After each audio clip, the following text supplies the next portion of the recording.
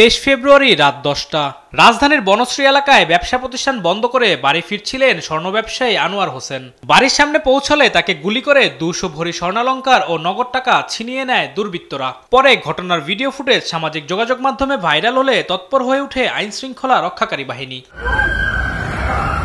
চাঞ্চল্যকর এই ঘটনায় 6 পেশাদার ডাকাতকে গ্রেফতার করেছে পুলিশ। শনিবার দুপুরে ডিএমপি মিডিয়া সেন্টারে এক ব্রিফিংয়ে ডিএমপি কমিশনার জানান, 2 রাউন্ড গুলিসহ অস্ত্র, স্বর্ণালংকার ও নগদ টাকা, মোটরসাইকেল উদ্ধার করা হয়েছে। এই ঘটনায় 7 জন জড়িত ছিল, তার মধ্যে আমরা 6 জনকে গ্রেফতার করতে সক্ষম হই এবং ঘটনায় ব্যবহৃত অস্ত্রটিও আমরা উদ্ধার করি। 2 রাউন্ড গুলি সহ, সাথে স্বর্ণ, বিকৃত স্বর্ণের মূল্যবান 2,44,000 টাকা এবং একটি ব্যবহৃত মোটরসাইকেল। 2টি মোটরসাইকেল ব্যবহার হয়, তার মধ্যে একটি মোটরসাইকেলও আমরা উদ্ধার করি। তার দাবি, ছিনতাইয়ের মতো কিছু স্ট্রিট ক্রাইম ছাড়া রাজধানীর আইন শৃঙ্খলা পরিস্থিতি নিয়ন্ত্রণে আছে।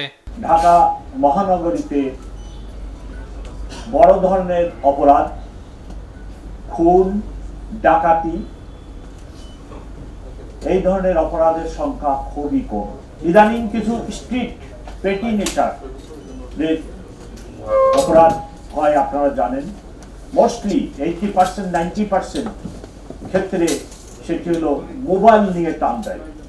উঠতি বয়সের ছেলেরা, আমরা যাদেরকে কিশোর গ্যাং বলি, তারা বাসের যাত্রী, প্রাইভেট কারের যাত্রী, মোটর বাইক যেনারা চালান, ওনারা হয়তো মনোনিবেশ করেন কথার সাথে, তখন ফট করে পিছনে বা সামনে থেকে আসে মোবাইলটা নিয়ে টান দিয়ে দৌড় মারে। ঈদের সময় নিজ দায়িত্বে বাসা বাড়ির নিরাপত্তা নিশ্চিতের পরামর্শ দেন ডিএমপি কমিশনার। সেই সঙ্গে আবাসিক এলাকা ও শপিং মলের নিরাপত্তায় অক্সিলারি ফোর্স হিসেবে বেসরকারি নিরাপত্তা কর্মীদের যুক্ত করার কথাও বলেন তিনি।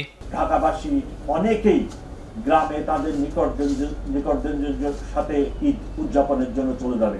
আপনাদেরকে অনুরোধ করতে চাই, দয়া করে আপনারা যখন বাড়ি যাবেন, তখন আপনার বাড়ি, ফ্ল্যাট, দোকান, ব্যবসা প্রতিষ্ঠান, এটির একটি নিরাপত্তা ব্যবস্থা নিজ দায়িত্বে করে যাবেন। আমার মেট্রোপলিটন পুলিশের আইন বলে অক্সিলারি পুলিশ ফোর্স নিয়োগের ক্ষমতা আমার উপর আছে। আমি সেই মোতাবেক তাদেরকে অক্সিলারি পুলিশ ফোর্স হিসাবে নিরাপত্তা, যারা প্রাইভেট নিরাপত্তার লোকেরা আছে, ওনাদেরকে আমি নিয়োগ দিচ্ছি। অভিযান পরিচালনার নামে কেউ মব তৈরির চেষ্টা করলে কঠোর ব্যবস্থা নেওয়ার হুঁশিয়ারি দেন ডিএমপি কমিশনার। আলিমুজ্জামান সাফওয়ান, দেশ টিভি, ঢাকা।